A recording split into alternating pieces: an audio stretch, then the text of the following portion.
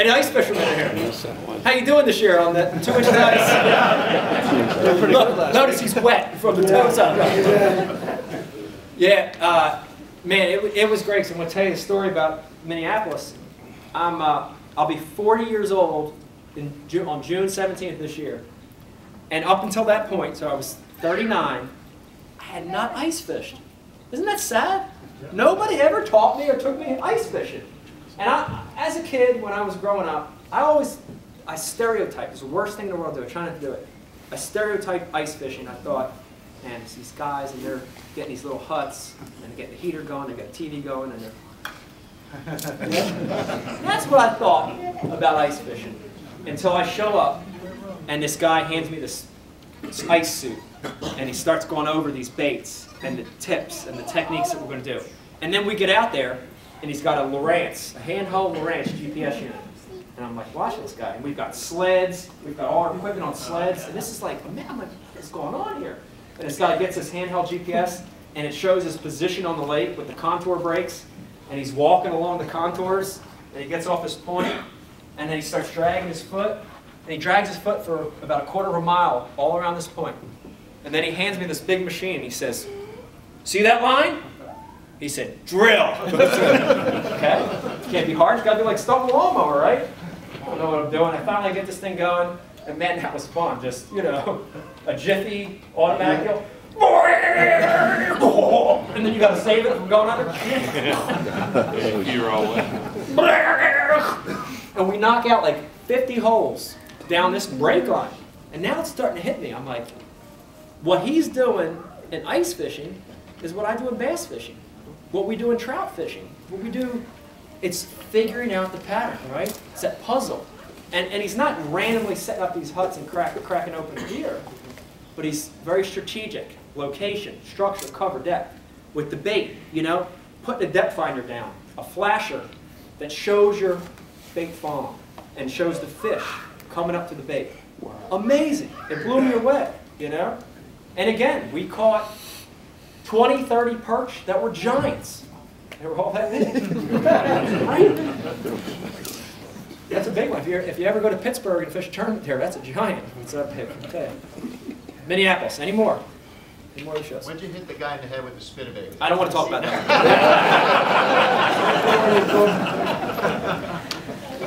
I'll talk about it. I was really trying to forget about it. It scarred me mentally. It was Memphis. It was Memphis. And we went to Memphis, and we fished a bass show, and we go down to this very industrial area.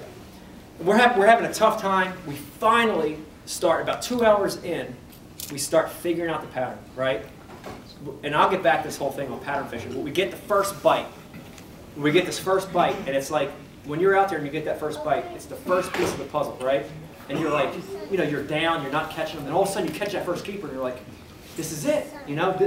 This isn't luck. This is the piece of it. And it was, and we took that bite, spinnerbait on a little windy point, and we're like, okay, this is the deal, you know, medium, how are we retrieving it? And then we started running the pattern. We get to the next little point with wind on it, I tie on the spinnerbait, I throw it out there, I put another one in. And now all of a sudden we're back in this. You know, this is fishing. This is that feeling I get. Unfortunately, you get like too into it sometimes.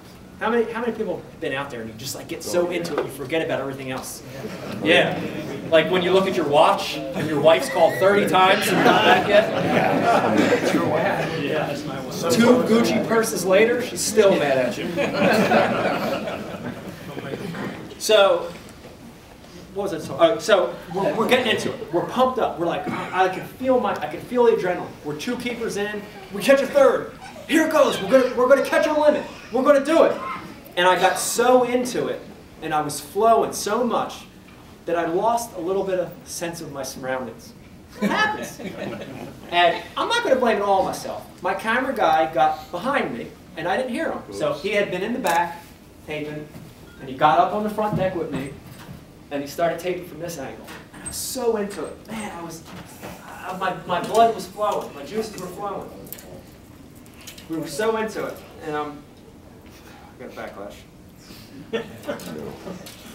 and I'm casting it, and I can feel it. I'm like, this is it. This is the pattern.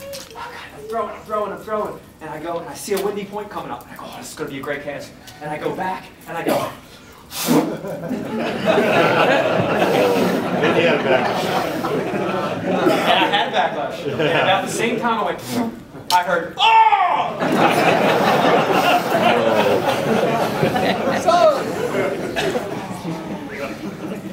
And I kind of knew at that point what had happened. And you know, it's funny because, you know, all of a sudden now you switch because now this is serious, you know. So I kind of totally turned the fishing off. I assessed the situation. I looked, and you know, luckily, honestly, I got him right in the top of the head. I was using a spinnerbait, a 1/2 ounce mullet spinnerbait, which has like a 4-aught on it, big 4-aught on it. Yeah. And I got him right in the top of the scalp, and the momentum of casting ripped it forward about 3 inches. And it was still, the barb was still stuck in there. And so, you know, okay, so, you know, you gotta really, I'm not an EMT, but you gotta relax, and, you know. And so I immediately grabbed the rod I had with braid on it, and I cut a piece of braid off, and I got this little technique where you put downward pressure on the hook, and you get the braid, you wrap it around the hook, and you just pull it. And, you know, honestly, it works. So, you know, he's holding his head, and I wrap that braid around. I'm doing it all. I put the pressure down, and I popped it out. And when it popped out, I went, that's the most disgusting sound coming out of the scalp. Popped out, and I put it down. I had cut it off before that. I put it down.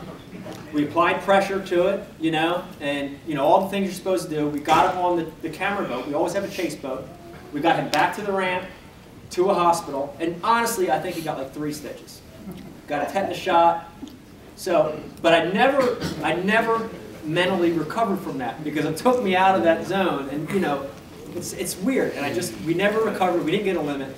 But a little funny story about that they didn't show on TV is, and again, I felt sorry, and I felt bad, and I was mad, and I was mad at myself, and we tried to get, you know, I wanted to help him. We got him back to the hospital.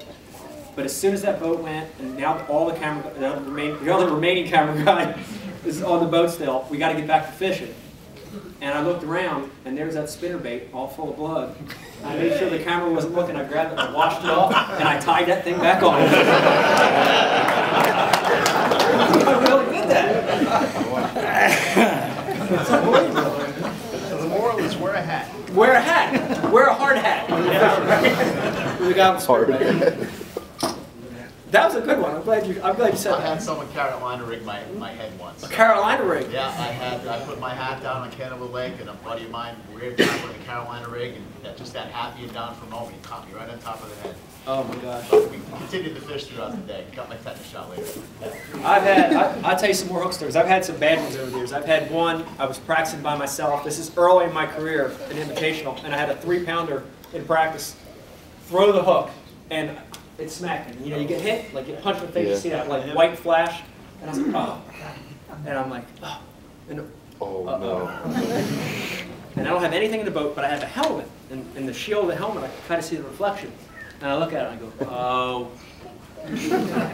And it's stuck. And so I take it off of the split ring, and it's the hook with the feather on it.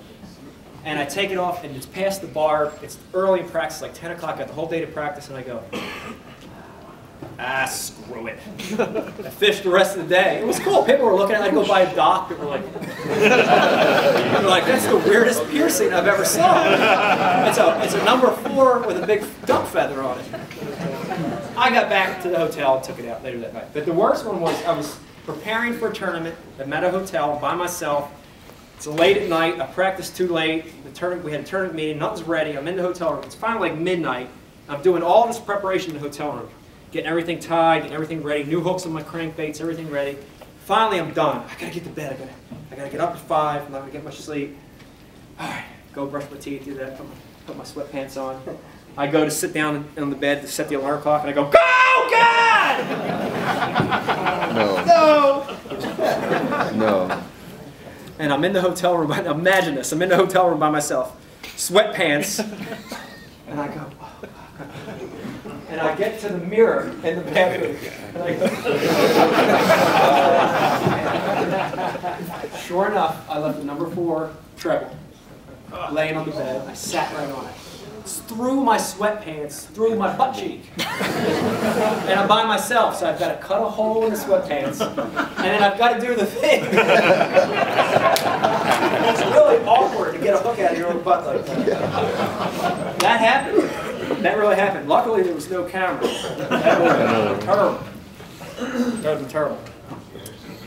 Any more questions about, and about anything? Just ask questions. All right, I'm coming back to you. Are you going to tell me current? Okay. Put your bait on first. Put my bait on first. How's that? Before he cooks himself in the butt? Is that what you mean? That's actually a good idea. Put your bait on, you shouldn't leave it on the bed. No, bait to catch your fish. Oh, bait to catch the fish. How old are you? You're smart. Oh, you're too smart for 5. Any more questions? Yes? Want to talk about the Classic this year at all? Let's talk about the Classic. How many people are going to watch the Bassmaster Classic this year? Okay. It's going to be a good one. It's going to be a good tournament. The good news is Skeet Reese is not fishing, and I've hired someone to break Kevin's legs. What else could be better?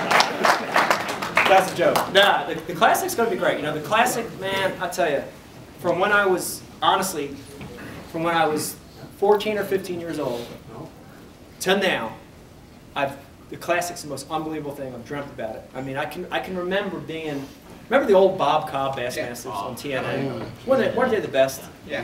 Man, I couldn't wait. What was it, Sunday mornings or Saturday mornings? I'd be like, Sunday afternoon. Sunday afternoons. I'd get like a bowl of popcorn. I'd be like, you know, waiting, and I could remember vividly the sound of the show coming on. Bob Cobb was like, and today's Bassmaster, Rick Clunn does magic mushrooms. No, he didn't say that. But I was excited. And I can remember as a kid getting chills watching guys be pulled into the arena to fish this event. And that's how I grew up. I grew up, you know, the Classic for me was the Super Bowl. You know, it was what I always dreamt about. And now it's almost surreal that I've had an opportunity to be a part of it, you know, a lot of years. And so I mean, going into the Classic, it's awesome. It's a great feeling. You know, it's an accomplishment to get there. But I'll tell you, the interesting thing about the Classic is it's a different mentality than a normal event. In a normal tournament, you go into the tournament thinking, I can win, and I'm going to find the winning fish. And then if you go out and you have a first bad day, your mind instantly goes, I need to go catch some fish to get some points. I need to qualify.